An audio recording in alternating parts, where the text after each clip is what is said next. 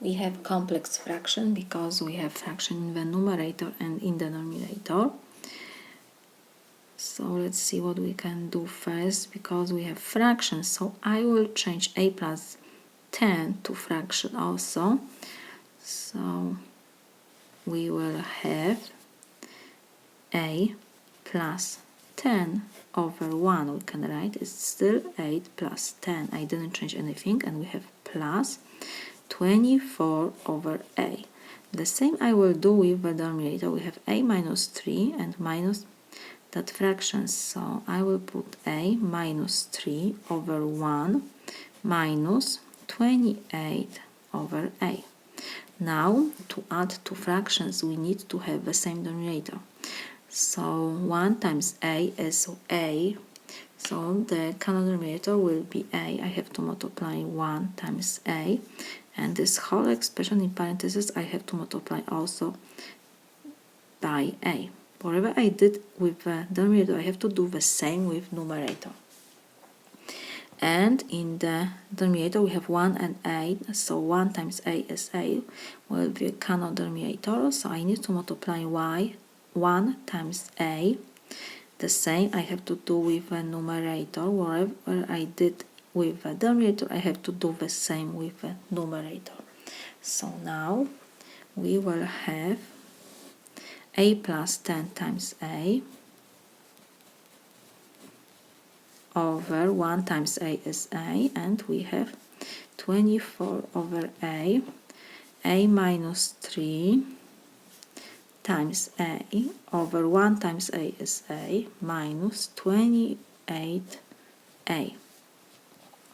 Now when we have the same denominator, we can copy denominator and we have to add numerators. So it will be a plus 10, a plus 24, and in denominator we have subtraction, the same denominator, so we copy denominator and we have to add numerators. So this is a minus 3 times a minus 28. So this is equal. Now we cannot reduce anything in numerator and in the denominator, so we will change fraction bar to division sign, because fraction bar means division. So we will have a plus 10 times a plus 24 over a, and we have division sign, and we have to copy the denominator. So this is a minus 3 times a minus 28 over a. Now when we have division of two algebraic fractions, we have to copy first fraction. We change division sign to multiplication. We have to flip the second fraction, so it will be a over a minus 3a minus 28. So this is equal, because now we have multiplication, so we can cancel out a and a. 1 and 1 will be. So we have algebraic fraction. We multiply numerator times numerator and denominator times denominator, like every fraction. So will be times 1. It doesn't change anything. So we have a plus 10 times a plus 24 in the numerator, and in the denominator will be 1 times this whole expression, so it will be the same expression, of course, minus. This is equal. In numerator and in denominator we can do multiplication. We have to multiply every term in parentheses by a. So a times a is a square, a times 10 is 10a, and we have plus 24 over, and now we have to multiply a minus 3 times a. So a times a is a square, a times negative 3 is negative 3a, and we have negative 28. So this is equal.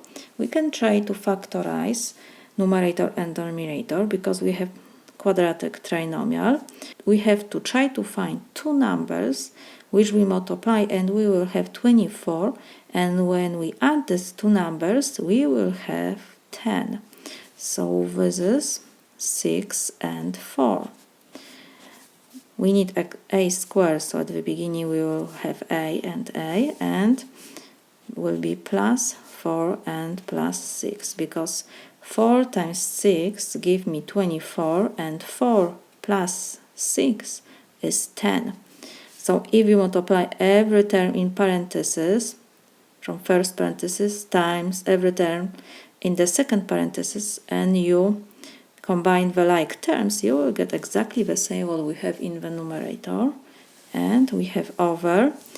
The same we will try to do in the denominator, because we have a squared minus 3a minus 28. So we need to find two numbers which we multiply, and we will have negative 28, and when we add these two numbers we will have negative 3. So it will be negative 7 and 4. At the beginning we need a square, so it will be a times a, and like I said, it will be 4 and negative 7, because 4 times negative 7 give me negative 28, and 4 plus negative 7 is negative 3. So everything is okay. And now we see that in parentheses we have like terms. We have a plus 4 and a plus 4. We have multiplication, so we can cancel out. A plus 4 will be 1. So 1 times a plus 6 is a plus 6. And 1 times a minus 7 is a minus 7. This is my solution.